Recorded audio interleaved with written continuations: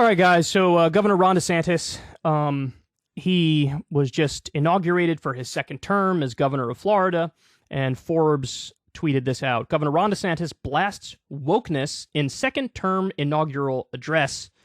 So I have not watched this video yet. I've only seen this tweet. We have about a 3-minute video here. I wanted to go through it and react to it in real time. We will always remain a law and order state.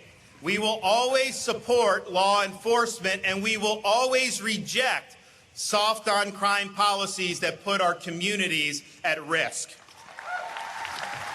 All right, let me just say this real quick.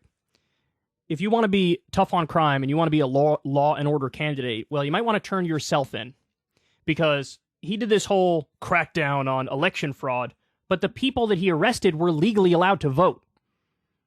And he retroactively said, actually, no, you're not allowed to vote, even though you were told you can vote. It was legal for you to vote. And then he arrested them.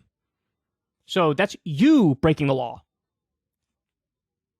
So, by the way, another thing, 60% of Florida voters said we want to raise the minimum wage. He was against that and tried to block that. So tell me again about law and order. Who's the one who's violating law and order? How about all the things he did that were against free speech and free expression and protest? Remember that bill that basically flipped the burden of proof when it came to protesters getting run over by cars? Because this was back, I think, during the George Floyd protests, and they didn't like the protesters. So they're like, yeah, if you get run over, maybe that's on you. So it's a classic right-wing talking points. I think it's smart politically, but policy-wise, I mean, he's totally full of shit. Florida is now in a golden era for conservation of our treasured natural resources. Our momentum is strong, and we will finish what we started. We will leave Florida to God better than we found it. We will leave Florida to God better than we found it. Did I hear that right? That's a weird sentence. This much we pledge and so much more. Now, it's often said that our federalist constitutional system, with 50 states able to pursue their own unique policies, represents a laboratory of democracy. Well, these last few years have witnessed a great test of governing philosophies, as many jurisdictions pursued a much different path than we have pursued here in the state of Florida. The policies pursued by these states have sparked a mass exodus of productive Americans from these jurisdictions, with Florida serving as the most desired destination, a promised land of sanity. So on this point, I think what he's referring to is during COVID, during the heart of COVID, where you had a lot of states, usually blue states, but even some red states too, being more aggressive and locking down and things like that. There was, an exodus, and people did flee to states where they're like, hey, could we let me do what I want? And Florida was one of the main destinations, which is why the population increased. So on that front, it's sort of inarguable that there was an exodus and a lot of people did go to Florida. Many of these cities and states have embraced faddish ideology at the expense of enduring principles. They've harmed public safety by coddling criminals and attacking law enforcement. They've imposed unreasonable... So this is him, taking shots at the defund the police types as if, there's a scourge sweeping America. When you look at police budgets, they're just as high as they were previously, if not higher. Burdens on taxpayers to finance unfathomable levels of public spending. They have harmed education by subordinating the interests of students and parents to partisan interest groups. That point I can't stand, because Republicans want to politicize education. They just pretend like, no, what we're in favor of is not political. Only what the left wants is political. No, what you guys want is definitely political. Do you guys remember when Trump rolled out that American education thing towards the end of his time in office? If you read through the specifics of that, it was like a totally biased view of history. It was like, rah, rah, America, yay, Reagan. It was like, let's sort of overlook the whole, slavery thing and Native American genocide and Jim Crow types. So they want to bias it in the direction they want it. And so the idea that, we're non-political and the left is super political, that's totally bogus. It's just admit that you also are bringing politics into education, because it's fucking unavoidable. There's always going to be some politics in education. Just admit that your position is also political. But they don't. They say, actually, no, we're teaching facts and the left isn't. Really? What are your thoughts on climate change? What do you think about that? Is it real or no? Back in the day, it was like, what do you think of evolution? Because conservative Christians, Republicans would say, no, we should teach the controversy. So in other words, fine, you could teach evolution, but you have to also teach intelligent design, which is a stealth way of like throwing creationism into a public school, a religious position with zero evidence. Anyway, I digress. They have imposed medical authoritarianism in the guise of pandemic mandates and restrictions that lack a scientific basis. Yeah, medical authoritarianism. You do realize there are no more lockdowns, and you do realize the very weak, soft vaccine mandate, which, by the way, was like, hey, you could either vaccinate or take a test.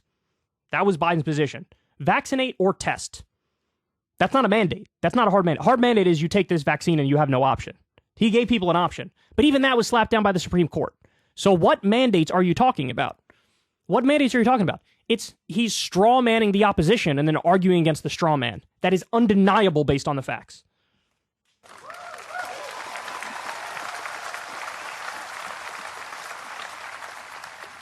This bizarre but prevalent ideology that permeates these policy measures purports to act in the name of justice for the marginalized, but it frowns upon American institutions. It rejects merit and achievement. He's going to bring up wokeness, of course, but frowns upon American institutions. Dude, you're in the Republican Party. The last guy literally tried to overthrow the election. Don't pretend like I'm the protector of the institutions. You were simping for the dude who attempted an insurrection, who agreed with the people chanting that Mike Pence, maybe he should die because he betrayed me. So don't say, oh, yeah, we protect institutions over here. No, you fucking don't. No, you don't. There's a way. We need to reform our institutions. That's what we need to do. But reform them in a way that's intelligent, not in the way that a guy like Ron DeSantis would. And it advocates identity essentialism. We reject this woke ideology. There's been hundreds of books banned in Florida because of his witch hunt against wokeness. By the way, I'd love for him to define wokeness so we could have an actual serious discussion on what it is, what the merits are, what the downsides are. I'm willing to have that conversation, but nobody on the right ever defines wokeness. But he's the one, in many ways, that's acting authoritarian. The Stop Woke Act, one of his pieces of legislation, was slapped down by a court because they said this is brazenly against the First Amendment of the U.S. Constitution. When you have, I forget the exact numbers, I think Texas was number 1 and Florida was number 2 in books that were banned. Texas, it was like 800 books that were banned. Florida was about 600 books that were banned. And then when you look at the specifics of the books that were banned, we just covered one on the show the other day. I think it was in Florida. You have literally like a civil rights book about a black female basketball player or something who had to overcome the odds to make it. And they pulled that book. You had this conservative Christian crusading to pull anything that references the civil rights movement. And so, under the guise of fighting wokeness, they're turning authoritarian. They're banning books. They're saying, if I don't like an idea, get rid of the idea. Let's not discuss it. Let's not debate it. Let's not read it and react to it. Just get rid of it. And so, look, I would love, you will not find another lefty that wants to have this conversation more than me. Somebody who's anti-woke. Okay, so let's have that conversation. Let's define what woke is, and then let's get into the specifics of it. Because let me tell you something. If you define woke as basically an authoritarian impulse among the left, which says deplatform, censor, don't let people speak if they have abhorrent views or whatever. If that's how you define it, then I'll lead the charge that I'm against wokeness. But we all know what's happened in modern days. These guys slam wokeness, they never define it, and they use it as a wet blanket to throw over fucking anything and everything. I mean, you have people calling raising the minimum wage woke, and universal health care woke, and unions woke. We've all seen that. And it's like, then what the fuck is your definition? Their definition of wokeness is anything I don't like. They realize that this is one of those issues that they've pushed that actually lands, that people are like, yeah, I think people are too woke. And they're like, great, we're just going to run this one into the fucking ground, never shut the fuck up about it. But we're also never going to define it, and we're going to use it against anything we don't like, even if it's got nothing to do with wokeness. We seek normalcy, not philosophical lunacy. We will not allow reality, facts, and truth to become optional. We will... Hilarious from a guy who just did an anti-vax roundtable. He's talking about, oh, we're going to stand for reality, facts, and truth, bro. Anyway, watch me play footsies with these fucking anti-vax cranks. Unbelievable. Somebody should ask him point blank, hey, does the vaccine work? And just watch him twist himself into a pretzel, because now he's found a lane. I'm going to be more anti-vax than Trump, and he thinks that's going to help him in the Republican primary. By the way, it is going to help him in the Republican primary, and so he's going to lean into that, while at the same time pretending like, I'm in favor of facts and reality and science, bro. Never surrender to the woke mob. Florida is where woke goes to die. That line is so annoying, because it's not even, like, the line would be, Florida is where wokeness goes to die. I will say this, he is the most online governor in the country, and that's going to help him in the primary.